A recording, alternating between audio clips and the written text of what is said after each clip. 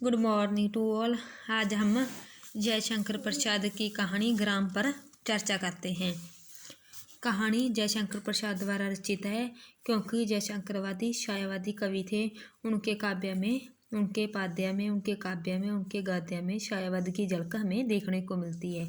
इस कहानी में सबसे पहले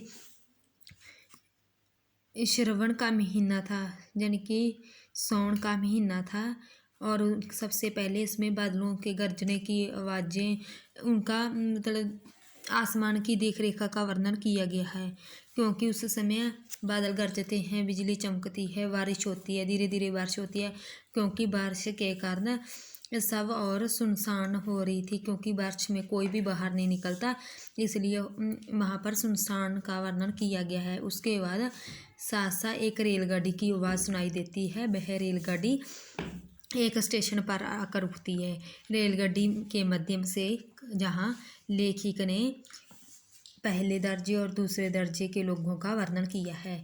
क्योंकि जब रेलगाड़ी रुकी तो तब दो औरतें रेलगाड़ी में चढ़ने के लिए चढ़ी, तब वहाँ से एक बाबू की आवाज़ आई कि आप कहाँ जा रही हैं? ये तो दूसरे दर्जे का है, जहाँ पर सेकंड क्लास पर चढ़ने के मतलब जहाँ पर पहले दर्जे के लोग बैठते हैं, यानी कि उच्च वर्ग के लोग बैठते हैं, जहाँ पर निम्न वर्ग के लोगों को बैठने के लिए जगह नहीं है। वह औरत को धक्का मारकर बाहर धकेल देता है, औरत को दूसरे दर्जे में बैठने की आज्ञा देता है। तभी वहाँ पर बैठे हुए एक मोहन लाल होते हैं। मोहन लाल जहाँ इस कहानी के नायक माने जाते हैं, वह सब कुछ देख रहे होते हैं। वह मन ही मन में सोच रहे होते हैं कि आज भी हमारे देश में उच्च वर्ग और नीच वर्ग में काफ़ी अंतर पाया जाता है। वह उनकी आपस में स्टेशन मास्टर से वार्तालाप होती है। वार्तालाप के बाद गाड़ी उनके स्टेशन पर आकर रुक जाती है, जहाँ पर उन्होंने जाना होता है। उतरने के बाद वह उनकी मतलब देख रेख वेशभूषा अंग्रेजी टाइप थी। वह देखने में बहुत अच्छे बाबू लगते थे, क्योंकि वह महाजन के पुत्र थे।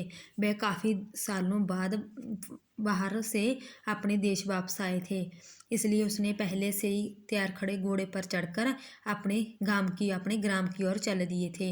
ग्राम चलने के बाद उसे रास्ते में बहुत कुछ दिखाई देता है, जिसको उन्होंने कभी नहीं देखा था। उन्हें गांव में लोगों का रहन सहन, वहाँ औरतें झूला झूल रही थी, कुछ बच्चे गीत गा रहे थे, कुछ बच्चे खेल रहे थे, किसान अपना कार्य कर रहे थे।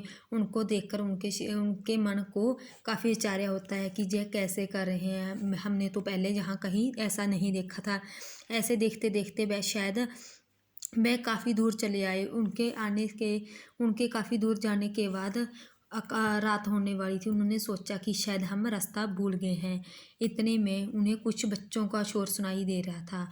वह वहाँ रुके और उन बच्चों से पूछने गए।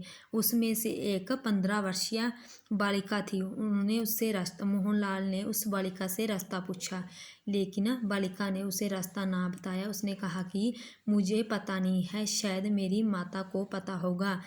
तुम हमारे साथ हमारी झोपड़ी में चलो, यानी कि कुटिया में चलो।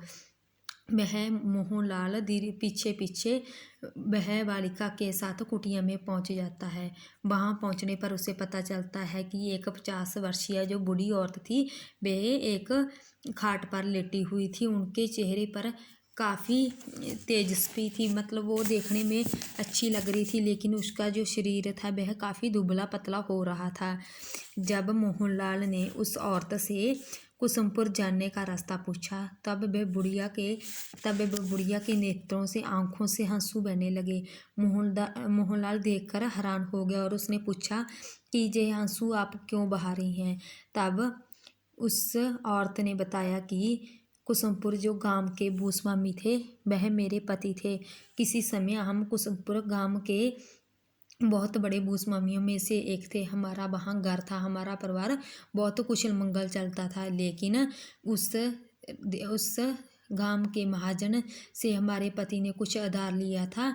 वह ना ध्यान देने के कारण वह आधार बढ़ता ही जा रहा था, लेकिन यह आधार इतना बढ़ गया था कि हमारे पति से वह पैसे लौटाए नहीं गए। इसलिए एक दिन उस गांव के महाजन ने हमारे ऊपर